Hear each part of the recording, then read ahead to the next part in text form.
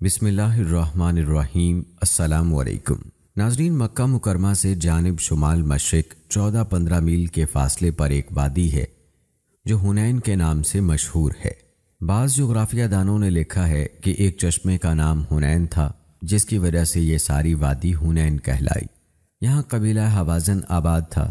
اس قبیلے کو اپنی افرادی کثرت، اپنے نوجوانوں کی شجاعت اور فنون سپاہ گری خصوصاً تیر اندازی میں ان کی بے نظیر مہارت کے باعث تمام عرب قبائل میں ایک ممتاز مقام حاصل تھا۔ اس وادی میں ایک جگہ کا نام اوتاس تھا۔ یہ وہ جگہ ہے جہاں لشکر اسلام سے ان کی فیصلہ کن جنگ ہوئی تھی۔ سیرت کی کتابوں میں یہ غزوہ حنین اور غزوہ اوتاس کے نام سے مشہور ہے۔ جب نبی اکرم صلی اللہ علیہ وآلہ وسلم نے مکہ مکرمہ کو فتح کر لیا اور قبائل قریش کے اکثریت نے اسلام قبول کر لیا تو جزیرۃ العرب کے بیشتر قبائل بارگاہ رسالت مآب صلی اللہ علیہ وآلہ وسلم میں اسلام قبول کرنے لگے، لیکن قبیلہ حوازن اور قبیلہ ثقیف کا معاملہ اس کے برعکس تھا۔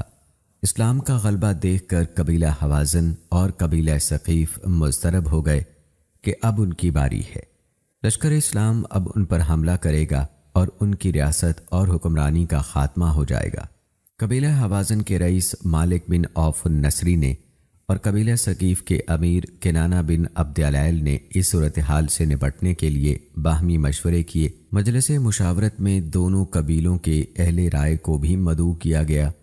سب نے اتفاق رائے سے یہ طے کیا کہ اگر ہم نے کوئی قدم اٹھانے میں ہچکچاہٹ کا مظاہرہ کیا تو مسلمان ہم پر حملہ کر دیں گے۔ چنانچہ قبیلہ حوازن اور قبیلہ ثقیف کے تمام لوگ اس مہم میں شرکت کے لیے آمادہ ہو گئے۔ اس غزوے میں تقریباً 12,000 مسلمان شامل تھے جبکہ دشمن کی تعداد 20,000 تھی۔ جی ہاں ناظرین، آج کی ویڈیو میں ہم تذکرہ کریں گے غزوہ حنین کا، جسے غزوہ اوتاس بھی کہا جاتا ہے، اور ساتھ ہی ساتھ ناظرین آج کی اس ویڈیو میں ہم تذکرہ کریں گے غزوہ طائف کا بھی۔ ناظرین، غزوہ حنین میں قیدیوں کا اور مال غنیمت کا کوئی شمار نہ تھا، اور انہی قیدیوں میں ایک خاتون شیمہ بنت حارث بھی تھیں جو کہ رسول اکرم صلی اللہ علیہ وآلہ وسلم کی رضائی بہن تھیں۔ رسول اکرم صلی اللہ علیہ وآلہ وسلم نے فرمایا کہ میں کیسے مان لوں کہ تم میری بہن ہو؟ تو شیمہ بنت حارث نے اپنی بچپن کی ایسی بات بتلائی کہ نبی اکرم صلی اللہ علیہ وآلہ وسلم پہچان گئے کہ واقعی یہ میری رضائی بہن ہے۔ ناظرین، یہ واقعہ بھی آپ کو بتائیں گے اور ساتھ ہی ساتھ آپ کو یہ بھی بتائیں گے کہ ایک اور خاتون حضرت حلیمہ سعدیہ رضی اللہ تعالی عنہا جو کہ نبی اکرم صلی اللہ علیہ وآلہ وسلم کی رضائی والدہ ہیں، وہ بھی اس میں قیدی بن کر آئی تھیں۔ ان کے ساتھ رسول اکرم صلی اللہ علیہ وآلہ وسلم نے کیا رویہ اپنایا، آج کی ویڈیو میں یہ تمام واقعات تفصیل کے ساتھ شامل کریں گے، سو آج کی اس ویڈیو کو آخر تک لازمی دیکھیے گا۔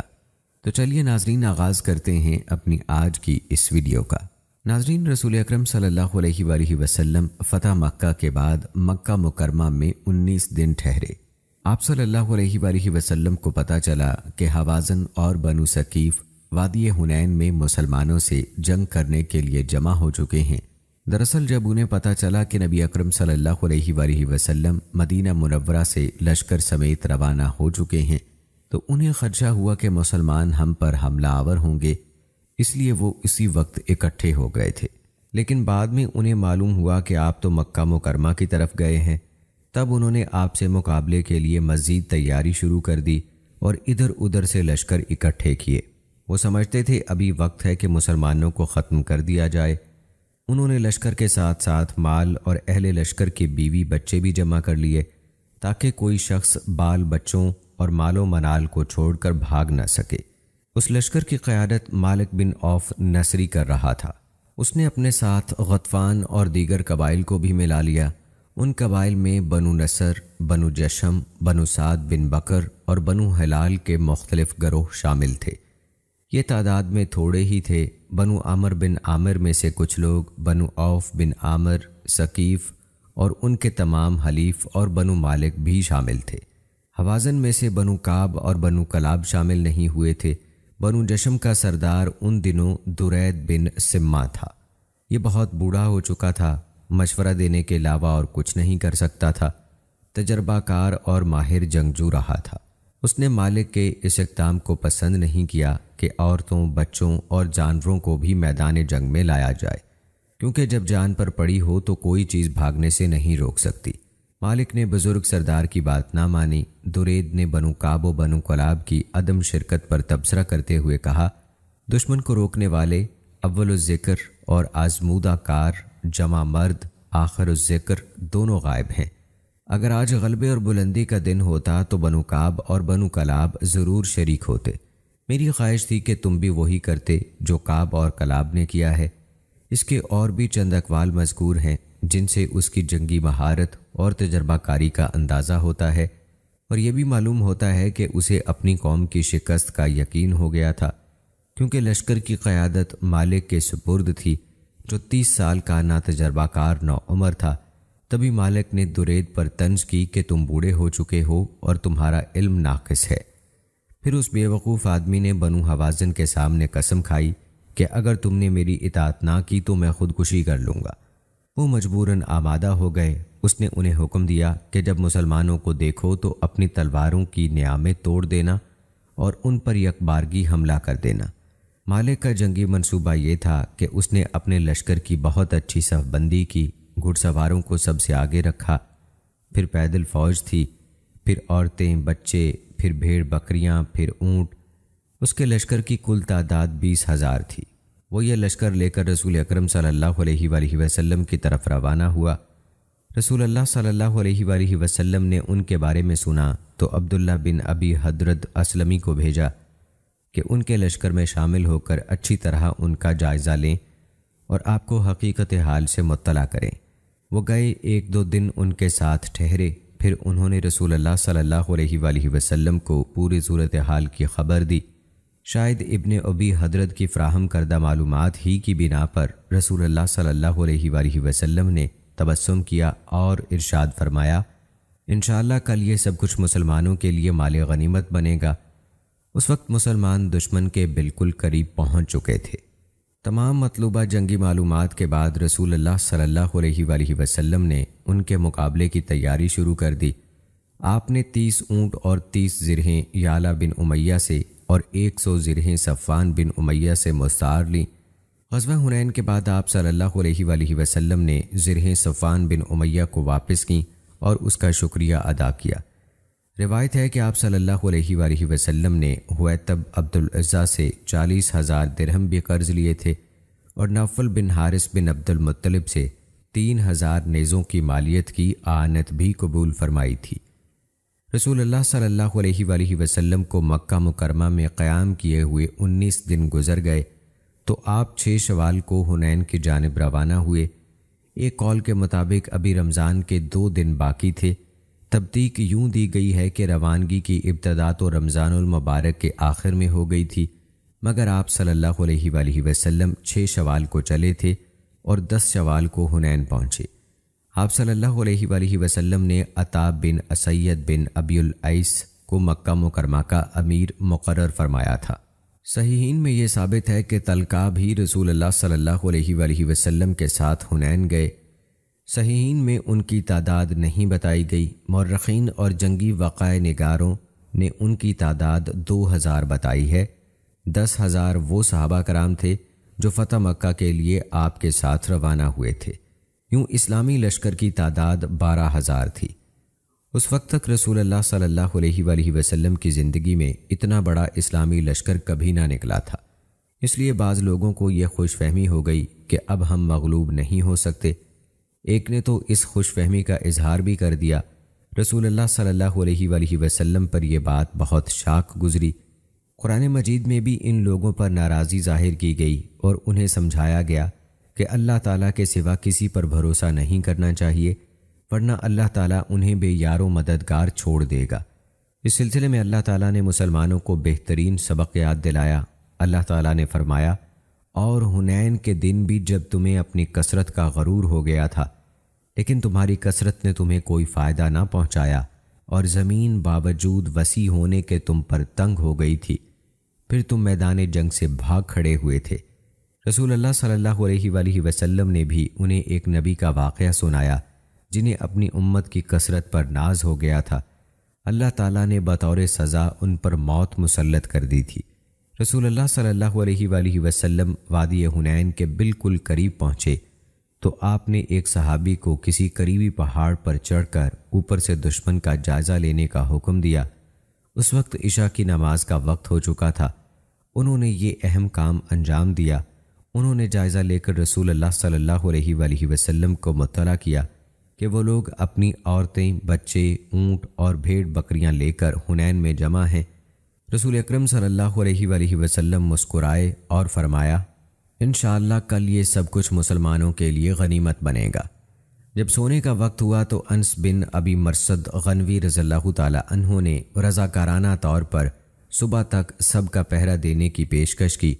رسول اللہ صلی اللہ علیہ وآلہ وسلم نے ان کی تعریف کی اور ان سے جنت کا وعدہ بھی فرمایا۔ حنین جاتے ہوئے طلقہ میں سے کسی نے ایک درخت دیکھا جس پر مشرکین اپنا اسلحہ لٹکایا کرتے تھے تاکہ شکست نہ ہو۔ اس درخت کا نام ذات الانوات تھا۔ طلقہ نے کہا، اللہ کے رسول، ہمارے لیے بھی کوئی ذات انوات مقرر کریں جیسے ان کا ایک ذات انوات ہے۔ آپ نے فرمایا، سبحان اللہ، یہ تو موسیٰ علیہ السلام کی قوم کی بات ہوئی۔ انہوں نے کہا تھا، ہمارے لیے بھی ایک خدا یعنی بت بنائیں جیسے ان کے خدا ہیں۔ قسم اس ذات کی جس کے ہاتھ میں میری جان ہے، تم ضرور اپنے سے پہلی امتوں کے نقش قدم پر چلو گے۔ اس واقعے سے معلوم ہوتا ہے کہ طلقہ کے دلوں میں ابھی تک اسلام نہیں اترا تھا، کیونکہ اسلام سے ان کی شناسائی کی ابھی بالکل ابتدا تھی، بلکہ روایت ہے کہ مسلمانوں کے ساتھ 80 طلقہ ایسے بھی جنگ کے لیے روانہ ہوئے جو مسلمان بھی نہیں ہوئے تھے۔ لہذا تعجب کی بات نہیں کہ جب مسلمان ابتدائی حملے میں بھاگ کھڑے ہوئے تو صفوان بن امیہ کے اخیافی یعنی ماں کی طرف سے بھائی کلدہ بن حنبل نے خوش ہوتے ہوئے کہا تھا، آہا، آج جادو کا اثر ختم ہو ہی گیا۔ صفوان بن امیہ جو ابھی مشرک ہی تھا کہنے لگا، چپ، اللہ تیرا منہ توڑے، اللہ کی قسم کوئی قریشی مجھ پر حکومت کرے یہ مجھے زیادہ پسند ہے اس بات سے کہ بنو حوازن کا کوئی شخص مجھ پر حکم چلائے۔ مکہ کے زعماء لشکر کے پیچھے کھڑے تھے اور انجام کے انتظار میں تھے کہ کسی غلبہ نصیب ہوتا ہے۔ ان زعماء میں ابو سفیان، صفوان بن امیہ اور حکیم بن حزام شامل تھے۔ صفوان لشکر کے آخری حصے میں ٹھہرا ہوا تھا۔ وہ بار بار اپنے غلام کو بھیجتا تھا کہ جنگ کی تازہ ترین خبر لائے۔ ابتدائی مرحلے میں مسلمانوں میں بھگدڑ مچی تو ابو سفیان قسمت آزمائی والے تیر اٹھائے انہیں دیکھ رہا تھا اور کہہ رہا تھا، یہ بھگدڑ سمندر سے پہلے رکنے والی نہیں۔ بنو حوازن مسلمانوں سے پہلے وادی حنین میں پہنچ گئے تھے۔ انہوں نے راتوں رات اپنا لشکر وادی میں پہنچا دیا اور راستوں، گزرگاہوں، گھاٹیوں، غاروں اور تنگنائیوں پر اپنے تیر انداز دستے چھپا دیے۔ ان کے قائد نے انہیں حکم جاری کیا کہ مسلمانوں کے وادی کے نشیب میں اترتے ہی ان پر تیروں کی بوچھاڑ ماری جائے۔ جب وہ حواس باختہ ہو جائیں تو یکبارگی ان پر زبردست حملہ کر دیا جائے۔ اس نے یہ کہہ کر ان کے حوصلے بڑھائے کہ مسلمانوں کا اس سے پہلے تم جیسے بہادر، مسلح اور تجربہ کار جنگجوؤں سے سامنا نہیں ہوا اور نہ اتنی بڑی تعداد میں کسی دشمن سے جوڑ پڑا ہے۔ رسول اللہ صلی اللہ علیہ وآلہ وسلم نے رات کے پچھلے پہر مسلمانوں کی صف بندی کی، جھنڈے اور جھنڈیاں باندھی اور لشکر کو منظم صفوں میں پیرویا۔ آپ صلی اللہ علیہ وآلہ وسلم صبح کے اندھیرے میں اپنے لشکر کو لے کر وادی حنین میں اترے۔ ان کے آگے آگے گھڑ سوار دستہ تھا جس کی قیادت خالد بن ولید رضی اللہ تعالی عنہ کر رہے تھے۔ مکہ سے روانگی کے بعد سے لے کر اب تک اس دستے میں سب سے آگے بنو سلیم تھے۔ مسلمان وادی میں داخل ہوئے تو انہوں نے بنو حوازن پر زبردست حملہ کر دیا۔ بنو حوازن کے پاؤں اکھڑ گئے۔ مسلمان ان کے چھوڑے ہوئے مال غنیمت کی طرف متوجہ ہو گئے۔ ادھر دشمن نے دوبارہ صف بندی کی اور مسلمانوں پر تیروں کی ایسی بوچھاڑ برسائی کہ ان کا ایک تیر بھی ضائع نہ جاتا تھا۔ مسلمانوں کو یہ توقع نہ تھی، وہ گھبرا گئے اور قرآنی الفاظ میں زمین باوجود وسیع ہونے کے ان پر تنگ ہو گئی۔ وہ بھاگ کھڑے ہوئے، کوئی کسی کو مڑ کر بھی نہ دیکھتا تھا۔ اللہ کے رسول صلی اللہ علیہ وآلہ وسلم دائیں جانب ہو کر پکار رہے تھے، لوگ کہاں ہیں؟ لوگو میرے پاس آؤ، میں اللہ کا رسول ہوں، میں اللہ کا رسول ہوں، میں محمد بن عبداللہ ہوں۔ مسلمان سمجھتے تھے کہ رسمی سی کارروائی ہوگی اور دشمن بھاگ جائے گا، اس لیے بہت سے لوگ جلد بازی میں فوجی تیاری کے بغیر معمولی اسلحے کے ساتھ ہی چل پڑے تھے۔ خصوصاً کچھ نوجوان ننگے سر ہی چلے آئے تھے، ان کے پاس ضروری اسلحہ تک نہ تھا۔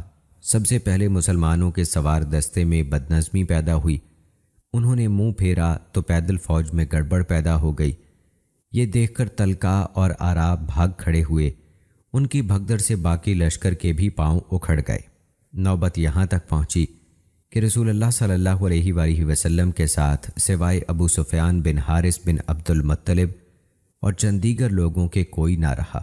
ام سلیم بنت ملحان رضی اللہ تعالی عنہا نے رسول اللہ صلی اللہ علیہ وآلہ وسلم سے درخواست کی تھی کہ طلقاء کو قتل کروا دیں، کیونکہ یہ آپ کو چھوڑ کر بھاگ کھڑے ہوئے اور ان کی بھگدڑ سے سارا اسلامی لشکر تتر بتر ہوا۔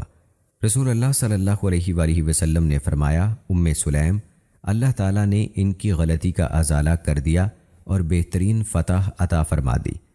اسے پتہ چلتا ہے کہ لشکر کی بھگدڑ میں اصل کردار طلقاء نے ادا کیا۔ رسول اللہ صلی اللہ علیہ وآلہ وسلم اپنے سفید یا سرخ خچر پر سوار تھے۔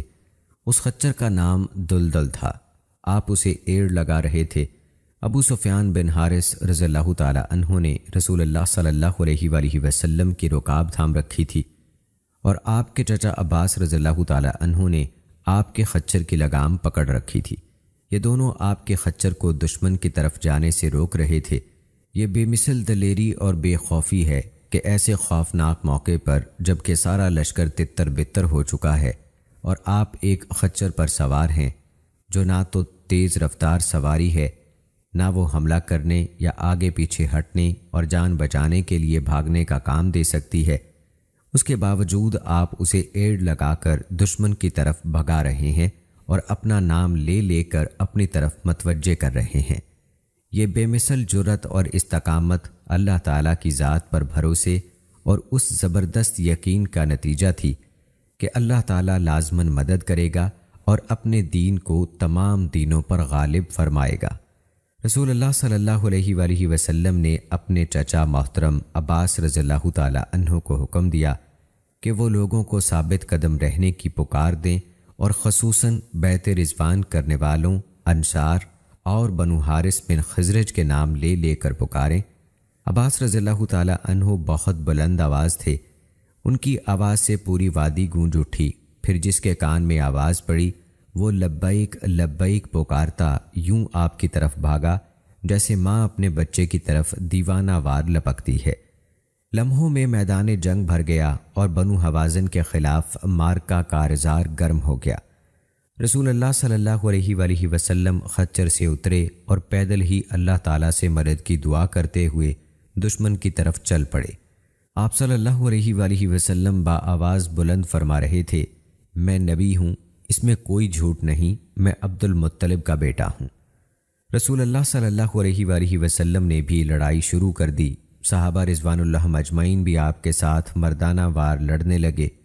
ایسے مشکل مواقع پر اس سے بھی پہلے ایسا ہی ہوتا تھا کہ صحابہ رسول اللہ صلی اللہ علیہ وآلہ وسلم کو اپنی ڈھال بنا لیا کرتے تھے۔ بھاگنے والوں نے عباس رضی اللہ تعالی عنہ کی آواز سنی اور آپ صلی اللہ علیہ وآلہ وسلم کی بے نظیر شجاعت اور بے خوفی کا نظارہ کیا تو لبیک لبیک کے نعرے لگاتے ہوئے دیوانہ وار واپس آئے، حتیٰ کہ اگر کسی کا اونٹ آسانی سے نہیں مڑتا تھا تو وہ اونٹ کو وہیں چھوڑتا اور اپنی زرہ، تلوار اور نیزے تھام کر آپ کی طرف دوڑ لگا دیتا اور آپ کے پاس پہنچ کر ہی سانس لیتا، پھر دشمن سے گتھم گتھا ہو جاتا۔ رسول اللہ صلی اللہ علیہ وآلہ وسلم نے لڑائی کی شدت دیکھی تو فرمایا، لو اب لڑائی شدت اختیار کر گئی ہے۔ پھر آپ نے کنکریاں یا مٹی کی مٹھی پکڑی اور کفار کے منہ پر دے ماری اور فرمایا، چہرے بگڑ جائیں۔ اللہ تعالیٰ نے اپنی قدرت کاملہ سے دشمن کے ہر شخص کی آنکھوں میں وہ مٹی ٹھونس دی اور وہ سب میدان چھوڑ کر بھاگ کھڑے ہوئے۔ رسول اللہ صلی اللہ علیہ وآلہ وسلم فرما رہے تھے، محمد کے رب کی قسم یہ شکست کھا گئے۔ ایک روایت میں ہے، کعبے کے رب کی قسم یہ شکست کھا گئے۔ آپ نے یہ 2 دفعہ کہا۔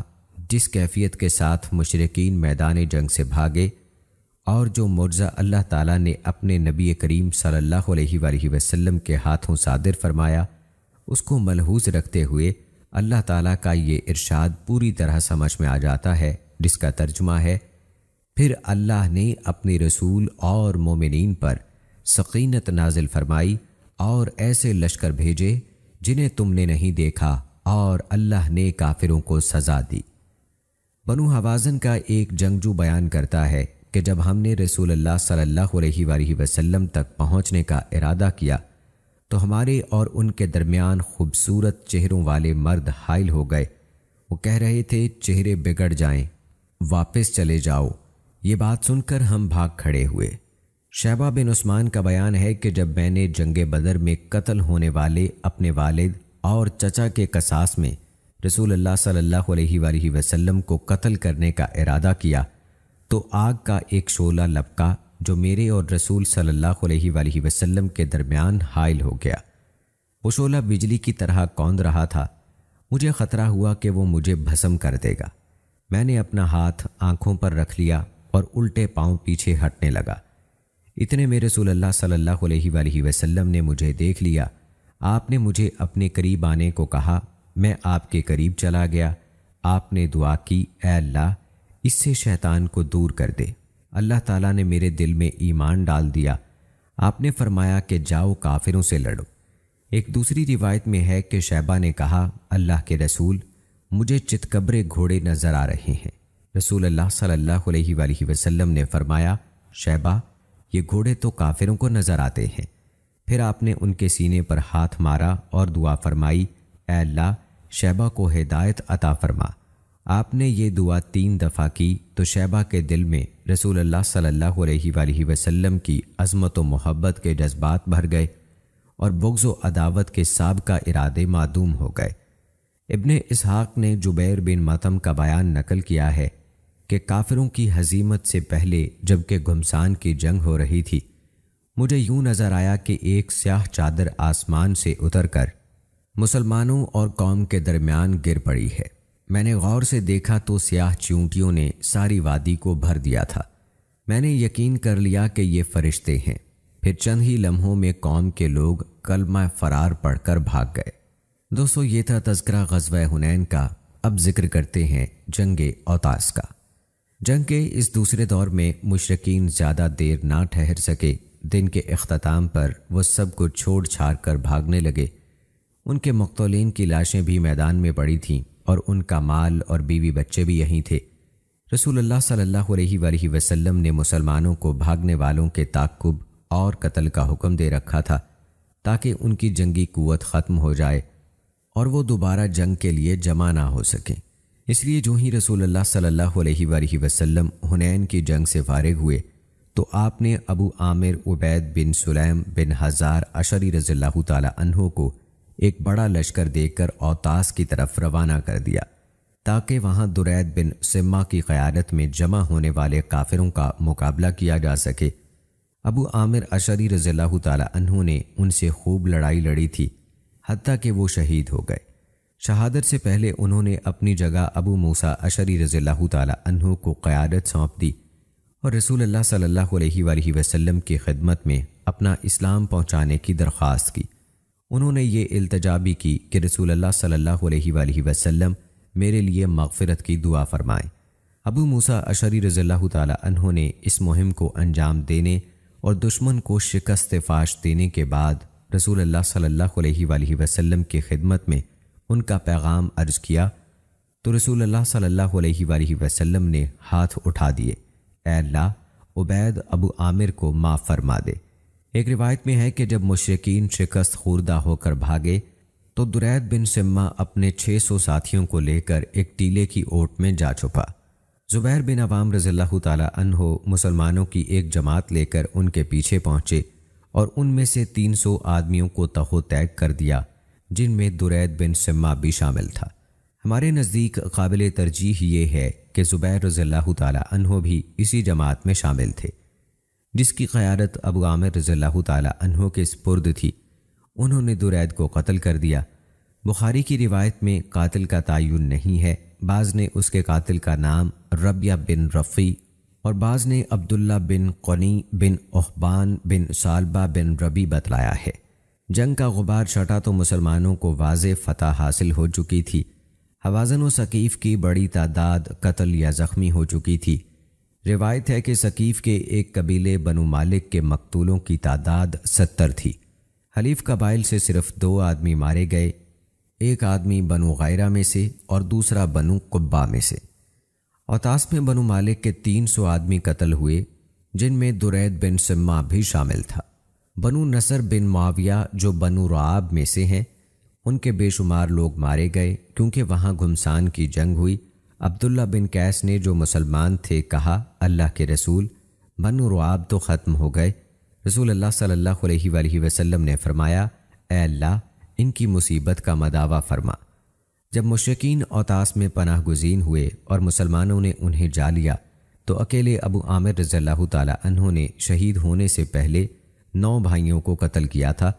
ابو موسیٰ اشعری رضی اللہ تعالی عنہ نے بنی جشم بن معاویہ کے 2 بھائی قتل کیے۔ اکیلے ابو طلحہ نے حنین کی جنگ میں 20 مشرکین جہنم رسید کیے اور ان کا ساز و سامان حاصل کیا، کیونکہ رسول اللہ صلی اللہ علیہ وآلہ وسلم نے مشرک مقتول کا سامان جنگ اس کے قاتل کے لیے جائز قرار دے دیا تھا۔ اس دن رسول اللہ صلی اللہ علیہ وآلہ وسلم نے عورتوں، بچوں، نوکروں اور ایسے تمام لوگوں کو قتل کرنے سے منع کر دیا جو نہتے ہوتے ہیں۔ اس کی وجہ یہ تھی کہ آپ ایک عورت کی لاش کے پاس سے گزرے، اسے خالد بن ولید رضی اللہ تعالی عنہ نے قتل کیا تھا۔ اس کی لاش پر کثیر تعداد میں لوگ جمع تھے۔ آپ نے فرمایا، یہ لڑائی تو نہیں کر رہی تھی؟ قیدی اور مال غنیمت کا کوئی شمار نہ تھا۔ روایت ہے کہ حنین کی جنگ کے قیدی عورتیں اور 6000 بچے تھے۔ چاندی 4000 اوقیہ یعنی 1,60,000 درہم تھی، اونٹ 24,000 تھے، بھیڑ بکریاں 40,000 سے زیادہ تھیں۔ رسول اللہ صلی اللہ علیہ وآلہ وسلم نے تمام مال غنیمت اور قیدی جارانہ کے مقام پر جمع کیے کہ طائف کے مسئلے سے فارغ ہو کر انہیں تقسیم کریں گے۔ روایت ہے کہ خاتون شیمہ بنت حارث بھی قیدیوں میں شامل تھیں۔ انہوں نے دعویٰ کیا کہ وہ رسول اللہ صلی اللہ علیہ وآلہ وسلم کی رضائی بہن ہیں۔ انہیں رسول اللہ صلی اللہ علیہ وآلہ وسلم کی خدمت میں لے جایا گیا۔ آپ نے دریافت فرمایا، کوئی نشانی بتاؤ۔ وہ کہنے لگیں، آپ صلی اللہ علیہ وآلہ وسلم کی طفیلیت کا زمانہ تھا، یعنی بچپن کا، جب آپ دودھ پیتے تھے۔ ایک دفعہ میں نے آپ کو اپنی پشت پر اٹھا رکھا تھا کہ آپ نے میری پیٹھ پر زور سے دانت گاڑ دیے تھے، اس کا نشان موجود ہے۔ رسول اکرم صلی اللہ علیہ وآلہ وسلم کو یہ واقعہ یاد آ گیا۔ آپ نے انہیں بہت سا ساز و سامان دیا اور انہیں بحفاظت ان کے گھر والوں کے پاس بھیج دیا۔ یہ بھی مذکور ہے کہ آپ کی رضائی والدہ حضرت حلیمہ سعدیہ رضی اللہ تعالی عنہا بھی آپ کے پاس حاضر ہوئی تھیں۔ رسول اللہ صلی اللہ علیہ وآلہ وسلم نے ان کا بہت احترام و اکرام فرمایا، اپنی چادر مبارک فرش پر بچھا دی اور اپنی رضائی والدہ محترمہ کو اس پر بٹھایا۔ مسلمانوں کا نقصان بہت کم ہوا، صرف 4 افراد شہید ہوئے، ابو عامر اشعری، ایمن بن عبید، یزید بن زما بن اسود اور سراقہ بن حارث رضی اللہ تعالی عنہم۔ چند افراد زخمی ہوئے، جن میں ابو بکر رضی اللہ تعالی عنہ، عمر رضی اللہ تعالی عنہ، عثمان رضی اللہ تعالی عنہ اور علی رضی اللہ تعالی عنہ۔ عبداللہ بن ابی اوفی اور خالد بن ولید رضی اللہ تعالی عنہ بھی شامل تھے۔ جب حوازن و ثقیف شکست کھا کر بھاگے تو قریبی وادیوں اور پہاڑوں میں بکھر گئے۔ بنو ثقیف اپنے قائد مالک بن عوف کی قیادت میں طائف کے قلعوں میں پناہ گزین ہو گئے۔ دوسرے لوگوں نے وادی اوطاس میں پناہ حاصل کی۔ بنو غیرہ نخلہ کی طرف بھاگ گئے۔ مسلمانوں کے شاہ سوار دستے نے نخلہ کی طرف جانے والوں کا پیچھا کیا۔ جو لوگ گھاٹیوں میں تتر بتر ہوئے ان کا تعاقب نہیں کیا گیا۔ اور دوستو، جب مسلمان اوطاس اور نخلہ میں حوازن کے مفروروں کا تعاقب کر چکے تو بنو ثقیف کا کانٹا نکالنے کے لیے طائف کی طرف روانہ ہوئے، جنہوں نے حنین و اوطاس سے راہ فرار اختیار کرنے کے بعد وہاں کے مضبوط قلعوں میں پناہ حاصل کر لی تھی اور 1 سال کی غذائی ضروریات جمع کرنے کے بعد قلعوں کے دروازے بند کر لیے تھے۔ انہوں نے عرصہ دراز تک مزاحمت کے لیے دفاعی وسائل بھی مہیا کر لیے تھے۔ انہوں نے اپنے قلعوں کی اچھی طرح مرمت بھی کر لی تھی۔ نیز دبابات، منجنیکوں اور اس زمانے کے ٹینکوں کا فن سیکھنے کے لیے انہوں نے اپنے 2 سرداروں عروہ بن مسعود اور غیلان بن سلمہ کو جرش بھیج دیا تھا، تبھی وہ دونوں حنین کی جنگ میں اپنی قوم کے ساتھ موجود نہیں تھے۔ اور دوستو، یہی تھا غزوہ طائف۔ مسلمان طائف میں شوال کے تیسرے ہفتے کے اختتام پر پہنچے۔ جیسا کہ واقعات سے اندازہ لگایا جا سکتا ہے، مسلمان پہلے تو ان کے قلعوں کے بالکل قریب اترے، پھر وہاں سے منتقل ہو کر اتنی دور خیمہ زن ہو گئے کہ وہاں تک بنو ثقیف کے تیر نہیں پہنچ سکتے تھے۔ ان کے تیروں سے 12 مسلمان شہید ہو گئے تھے اور خاصی تعداد میں زخمی بھی ہوئے تھے۔ اس نئی جگہ مسلمانوں نے ایک مسجد بھی بنائی جو اب مسجد عبداللہ بن عباس کے نام سے معروف ہے۔ ان دنوں طائف اس مسجد کے جنوب مغرب میں تھا۔ چونکہ لڑائی دور سے تیروں کی بوچھاڑ کی صورت میں ہی ہو سکتی تھی، مسلمانوں نے دبابہ استعمال کیا تاکہ تیروں سے بچتے ہوئے قلعے کی دیوار کی بائیں جانب پہنچ کر اس میں نقب لگائیں۔ بنو ثقیف نے یہ منظر دیکھا تو انہوں نے لوہے کے گرم گرم ٹکڑے ان پر پھینکے، جن سے دبابہ جل گیا۔ مسلمان اس سے باہر نکلے تو انہوں نے ان پر تیروں کی بوچھاڑ کر دی۔ یوں مسلمانوں کے مزید کئی آدمی شہید ہوئے۔ مسلمانوں نے اہل طائف پر پتھراؤ کے لیے منجنیق استعمال کی۔ یہ پہلا موقع تھا کہ مسلمانوں نے منجنیق استعمال کی۔ انہوں نے منجنیق سے بھرپور سنگباری کی، خصوصاً اس لیے بھی کہ رسول اللہ صلی اللہ علیہ وآلہ وسلم نے ان سے جنت میں بلند درجات کا وعدہ فرمایا تھا۔ آپ صلی اللہ علیہ وآلہ وسلم نے فرمایا، جو اللہ کی راہ میں تیر نشانے پر پہنچائے گا اس کے لیے جنت میں ایک درجہ ہے۔ دوستو، دبابہ کے حوالے سے آپ کو بتاتے چلیں کہ قدیم زمانے میں دبابہ موٹی لکڑی سے بنے ہوئے ایک خول نما آلے کو کہتے تھے، جس پر چمڑے کا موٹا غلاف مڑھا ہوا ہوتا تھا۔ یہ گاڑی کی مانند لکڑی کے پہیوں پر چڑھتا تھا۔ آدمی اس میں داخل ہوتے اور تیروں کی بارش میں اسے گھسیٹتے ہوئے قلعے کی دیوار تک پہنچ جاتے اور اس میں نقب لگانے کی کوشش کرتے۔ اسے تیروں کی بوچھاڑ سے بچاؤ کے لیے استعمال کیا جاتا تھا۔ آج کل کے جدید ٹینک کو بھی عرب میں دبابہ ہی کہتے ہیں۔ اور اسی طرح دوستو، آپ کو منجنیق کے بارے میں بھی بتاتے چلیں کہ یہ ایک آلہ ہے جس کے ذریعے سے ثقیل پتھر دور تک پھینکے جا سکتے ہیں۔ اس سے قلعوں کو مسمار کرنے کا کام لیا جاتا تھا۔ واقدی نے ایک جگہ تو زور دے کر لکھا ہے کہ سلمان فارسی رضی اللہ تعالی عنہ نے اپنے ہاتھوں سے منجنیق تیار کی تھی۔ دوسری جگہ انہوں نے لکھا ہے کہ طفیل بن عمر بن حمحمہ کہ بنت کو مسمار کرنے کی مہم سے واپسی پر دبابہ اور منجنیقیں اپنے ساتھ لائے۔ پھر انہوں نے کمزور الفاظ صیغہ تمریز کے ساتھ دیگر اقوال بھی بیان کیے ہیں۔ پھر لکھا، اور یہ بھی کہا جاتا ہے کہ یزید بن زمہ ایک منجنیق اور 2 دبابے لائے تھے۔ یہ بھی کہا جاتا ہے کہ طفیل بن عمر لائے تھے۔ یہ بھی کہا جاتا ہے کہ خالد بن سعید جرش سے منجنیقیں اور دبابے لائے تھے۔ اور منجنیق کو اگر آسان الفاظ میں کہا جائے تو دوستو، جس طرح سے بچپن میں ہم لوگوں نے دیکھا ہوگا کہ ہم پرندوں کو مارنے کے لیے، شکار کھیلنے کے لیے غلیل کا استعمال کرتے تھے، جس میں ہم چھوٹا سا کنکر یا پتھر رکھ کر اس ربڑ کو یا پلاسٹک کو کھینچ کر پھینکتے تھے تو وہ پتھر دور جا کر گرتا تھا اور اپنے نشانے پر لگتا تھا۔ تو اسی طرح سے اگر اس کا سائز بڑا کر دیا جائے تو وہ منجنیق کہلاتا تھا۔ اور حضرت ابراہیم علیہ السلام کو جب آگ میں پھینکا گیا تھا تو وہ بھی منجنیق کا ہی استعمال کیا گیا تھا۔ تو دوستو، بات ہو رہی تھی نبی کریم صلی اللہ علیہ وآلہ وسلم کے فرمان کی۔ آپ صلی اللہ علیہ وآلہ وسلم نے فرمایا، جو اللہ کی راہ میں تیر نشانے پر پہنچائے گا اس کے لیے جنت میں ایک درجہ ہے۔ جو اللہ کی راہ میں ایک تیر چلائے گا وہ تیر اس کے لیے ایک آزاد کیے گئے غلام کے برابر ہے۔ جسے اللہ کی راہ میں بڑھاپا آ جائے، وہ بڑھاپا اس کے لیے قیامت کے دن نور ہے۔ رسول اللہ صلی اللہ علیہ وآلہ وسلم کے منادی نے اعلان کر دیا، جو غلام قلعے سے اتر کر ہمارے پاس آئے وہ آزاد ہے۔ یہ اعلان سن کر 23 غلام اترے اور مسلمانوں کے پاس پہنچ گئے۔ رسول اکرم صلی اللہ علیہ وآلہ وسلم نے ان سب کو آزاد کر دیا۔ وہ سب مسلمان ہو گئے۔ بنو ثقیف کے مسلمان ہو جانے کے بعد بھی نبی کریم صلی اللہ علیہ وآلہ وسلم نے وہ آزاد کردہ غلام ان کے سپرد نہیں کیے۔ ابو بکرہ بھی ان 23 افراد میں شامل تھے۔ جب اس قلعے کی تسخیر مسلمانوں کے لیے مشکل ہو گئی اور 12 مسلمان بھی شہید ہو گئے، جبکہ صرف 3 مشرکین مارے گئے، تو رسول اللہ صلی اللہ علیہ وآلہ وسلم نے محاصرہ ختم کرنے کی تجویز پیش کی۔ مسلمانوں کو یہ بہت ناگوار گزرا کہ قلعہ فتح کیے بغیر چلے جائیں۔ آپ خاموش ہو گئے۔ اگلے دن مزید زخم لگے تو رسول اللہ صلی اللہ علیہ وآلہ وسلم نے پھر وہی تجویز دہرائی۔ اب مسلمان خوش ہوئے۔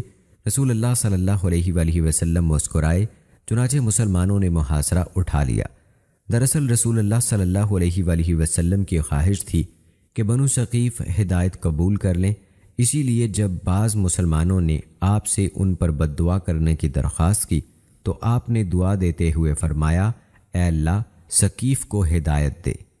روایت ہے کہ اللہ تعالیٰ نے آپ کو اہل طائف پر بد دعا کرنے کی اجازت نہیں دی۔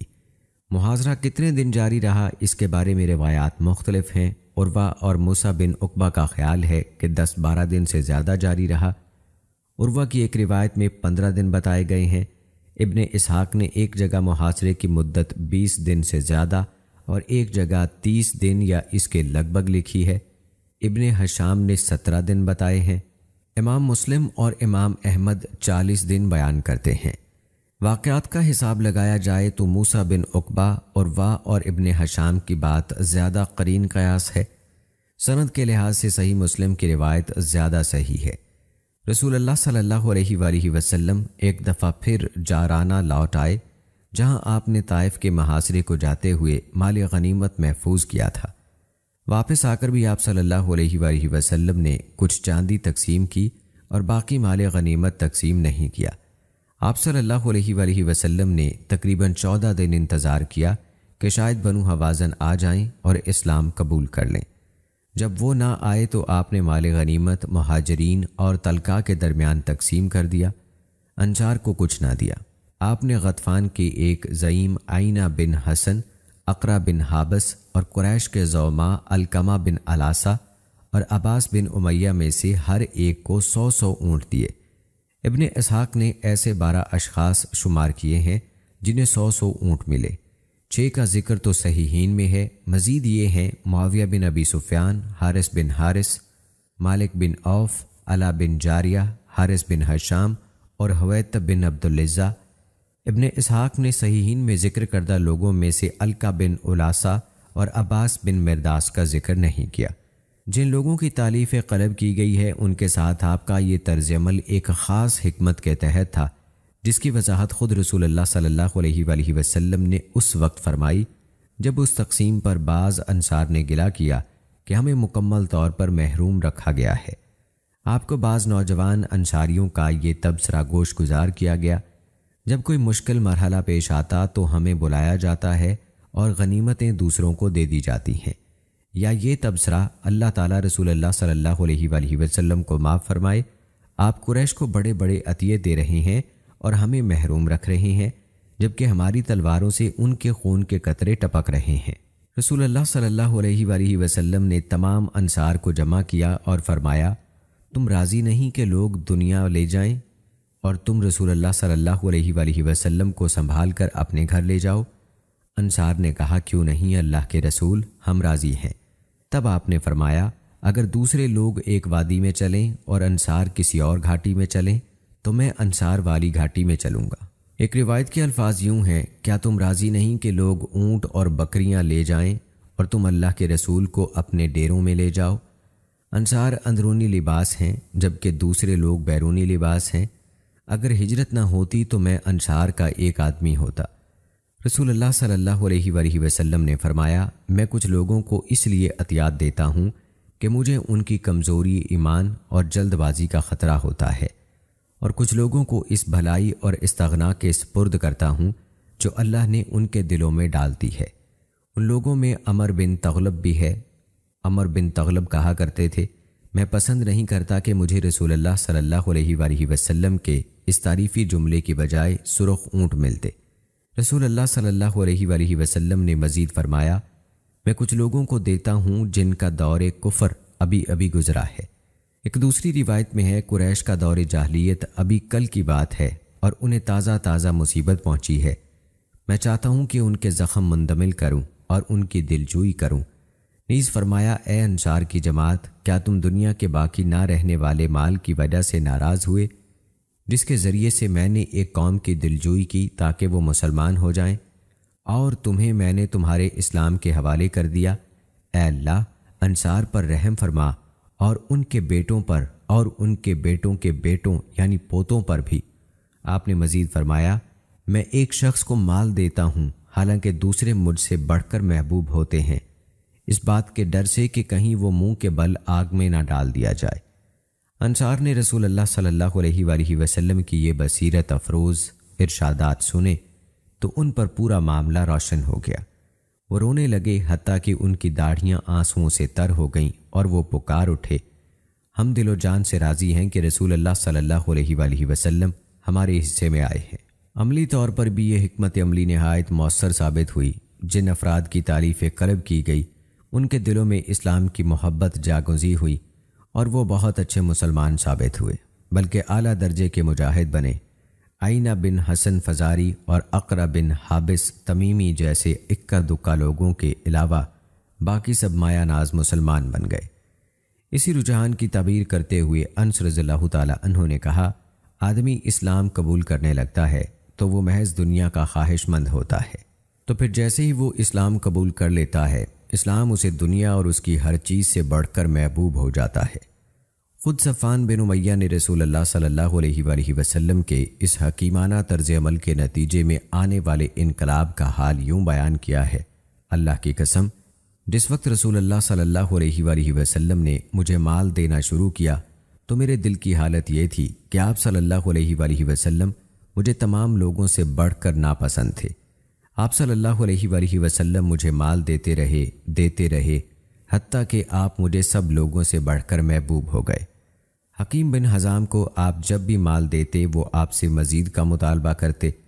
نبی کریم صلی اللہ علیہ وآلہ وسلم نے انہیں نصیحت کی، حکیم یقیناً یہ مال ہرا اور میٹھا ہے، جو شخص اسے نفس کی بے نیازی سے حاصل کرے اس کے لیے اس میں برکت ہوتی ہے، لیکن جو طمع سے لیتا ہے اس کے لیے برکت نہیں ہوتی، بلکہ اس کی حالت اس شخص جیسی ہوتی ہے جو کھاتا ہی رہتا ہے مگر اس کا پیٹ نہیں بھرتا۔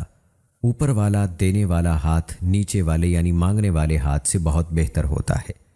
حکیم ساری بات سمجھ گئے، کہا اللہ کی قسم جس نے آپ کو سچا نبی بنا کر بھیجا ہے، جب تک جان میں سانس ہے کسی سے کوئی چیز نہیں مانگوں گا نہ لوں گا۔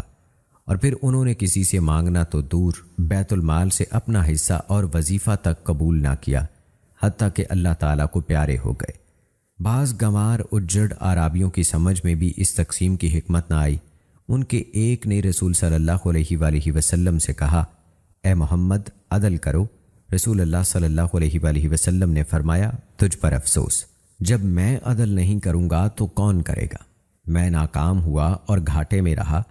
اگر میں نے عدل نہ کیا، عمر رضی اللہ تعالی عنہ اس قدر برا فروختہ ہوئے کہ نبی کریم صلی اللہ علیہ وآلہ وسلم سے اجازت چاہی، اللہ کے رسول مجھے اجازت دیں میں اس منافق کی گردن اڑا دوں۔ نبی کریم صلی اللہ علیہ وآلہ وسلم نے ان سے فرمایا، اللہ کی پناہ، لوگ کہیں گے کہ میں اپنے ساتھیوں کو قتل کرتا ہوں، یہ اور اس کے ساتھی قرآن پڑھتے ہیں مگر وہ ان کے حلق سے نیچے نہیں اترتا، وہ دین سے یوں صاف نکل جائیں گے جیسے تیر اپنے شکار سے صاف پار ہو جاتا ہے۔ مسلم کی ایک روایت میں یہ اضافہ بھی ہے، اس کی نسل سے ایسے لوگ پیدا ہوں گے جو قرآن پڑھیں گے لیکن قرآن ان کے حلق سے نیچے نہیں اترے گا، وہ اہل اسلام کو قتل کریں گے اور بت پرستوں کو کچھ نہ کہیں گے۔ اگر میری زندگی میں یہ وقت آ گیا تو میں انہیں اس طرح قتل کروں گا جس طرح عاد کو قتل کیا گیا تھا۔ روایت میں اس عرابی کی شکل و صورت بھی بتائی گئی ہے، گھنی داڑھی، ابھرے ہوئے رخسار، گہری آنکھیں، بڑھا ہوا ماتھا، منڈھا ہوا سر۔ مسلم کی ایک تیسری روایت میں ہے، تہبند پنڈلیوں سے اونچا رکھنے والا۔ جب رسول اللہ صلی اللہ علیہ وآلہ وسلم غنیمت تقسیم کر رہے تھے تو اعرابیوں نے آپ کے گرد بھیڑ لگا دی۔ اس دکم پیل میں آپ کی چادر درخت کی ٹہنی میں الجھ گئی۔ آپ صلی اللہ علیہ وآلہ وسلم نے فرمایا، میری چادر تو دے دو، اگر ان درختوں کی تعداد کے برابر بھی میرے پاس اونٹ ہوتے تو میں وہ سب تم میں تقسیم کر دیتا، پھر تم مجھے کنجوس، جھوٹا اور بزدل نہ پاتے۔ ایک اعرابی نے آپ کی چادر زور سے کھینچی جس کے کھردرے پن سے آپ کی گردن اور کندھے پر نشان پڑ گیا۔ کہنے لگا، مجھے بھی اللہ کا مال دو جو تمہارے پاس ہے۔ اللہ کے رسول صلی اللہ علیہ وآلہ وسلم مسکراتے ہوئے اس کی طرف متوجہ ہوئے اور اسے کچھ دینے کا حکم دیا۔ اعرابیوں کی اس کارگزاری سے معلوم ہوتا ہے کہ ان میں سے اکثر صرف غنیمت حاصل کرنے نکلے تھے، اور ان کی اس قسم کی بدتمیزیوں پر رسول اللہ صلی اللہ علیہ وآلہ وسلم کا رد عمل آپ کے عظیم الشان صبر پر دلالت کرتا ہے، اور اس امر کی گواہی دیتا ہے کہ آپ اجڑ اعرابیوں کی تربیت بڑی حکمت اور دانائی سے کرتے تھے۔ رسول اللہ صلی اللہ علیہ وآلہ وسلم مال غنیمت کی تقسیم سے فارغ ہوئے تو حوازن کا وفد اپنے قبول اسلام کا اعلان کرنے آ پہنچا۔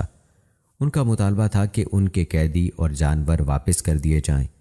رسول اللہ صلی اللہ علیہ وآلہ وسلم نے انہیں قیدیوں اور مال و منال میں سے کسی ایک کے انتخاب کرنے کا حکم دیا۔ انہوں نے قیدیوں کا انتخاب کیا۔ رسول اللہ صلی اللہ علیہ وآلہ وسلم نے اس معاملے میں اپنے صحابہ سے مشورہ کیا۔ آپ نے فرمایا، جو اپنا حصہ ہبہ کرنا چاہے تو وہ بہت اچھی بات ہے، لیکن جو اپنا حصہ برقرار رکھنا چاہے وہ فی الحال واپس کر دے۔ ہم آئندہ ملنے والی اولین غنیمت سے اس کا حصہ ادا کریں گے۔ لوگ کہنے لگے، اے اللہ کے رسول، ہم نے ان کے لیے اپنے حصے ہبہ کیے۔ رسول اللہ صلی اللہ علیہ وآلہ وسلم نے فرمایا، اس طرح تو ہمیں کچھ معلوم نہیں ہوتا کہ کس نے قیدیوں کو جانے کی اجازت دی اور کس نے نہیں دی۔ چنانچہ واپس چلے جاؤ یہاں تک کہ تمہارے سردار تمہارا معاملہ ہم تک پہنچائیں۔ لوگ چلے گئے۔ ان کے سرداروں نے ان سے بات کی، پھر وہ رسول اللہ صلی اللہ علیہ وآلہ وسلم کے پاس واپس آئے اور آپ کو بتایا کہ واقعی سب لوگوں نے بخوشی اجازت دے دی ہے۔ البتہ اقرا بن حابس نے اپنے قبیلے تمیم اور عینہ بن حسن نے اپنے قبیلے فزارہ کی طرف سے آمادگی ظاہر نہیں کی۔ رسول اللہ صلی اللہ علیہ وآلہ وسلم نے ان سے قیدیوں کے عوض ادا کرنے کا وعدہ کیا۔ رسول اللہ صلی اللہ علیہ وآلہ وسلم نے حوازن کے وفد سے مالک بن عوف کے بارے میں پوچھا۔ انہوں نے بتایا کہ وہ طائف کے قلعے میں ہے۔ آپ نے ان سے کہا کہ اسے یہ پیغام پہنچاؤ کہ اگر وہ یہاں آ کر مسلمان ہو جائے تو اس کے اہل و مال واپس کر دیے جائیں گے، اس کے علاوہ اسے 100 اونٹ بھی دیے جائیں گے۔ جب ان لوگوں نے اسے یہ پیغام پہنچایا تو وہ ہیلے بہانے سے طائف سے نکلا۔ اسے خطرہ تھا کہ اگر اس کی قوم ثقیف کے لوگوں کو پتہ چل گیا تو وہ اسے قتل کر دیں گے۔ وہ رسول اللہ صلی اللہ علیہ وآلہ وسلم سے جارانہ یا مکہ میں ملا۔ رسول اللہ صلی اللہ علیہ وآلہ وسلم نے اپنا وعدہ پورا کیا۔ وہ مسلمان ہوا اور اچھا مسلمان ثابت ہوا۔ رسول اللہ صلی اللہ علیہ وآلہ وسلم نے اسے اس کی قوم کے مسلمان ہونے والے افراد کا امیر مقرر کر دیا۔ وہ ان کے ساتھ مل کر ثقیف سے لڑتا رہا۔ ثقیف کے بعض زعماء اسلام کی طرف مائل ہو گئے۔ ان میں عروہ بن مسعود ثقفی رضی اللہ تعالی عنہ بھی شامل تھے۔